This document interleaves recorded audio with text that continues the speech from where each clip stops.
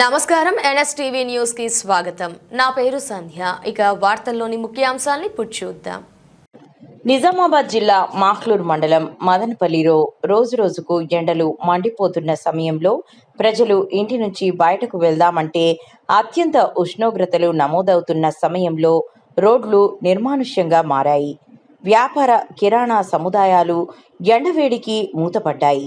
ఈరోజు వ్యవసాయదారులు వరి ధాన్యం కొనుగోలు కోసం ఎదురు చూస్తున్నారు.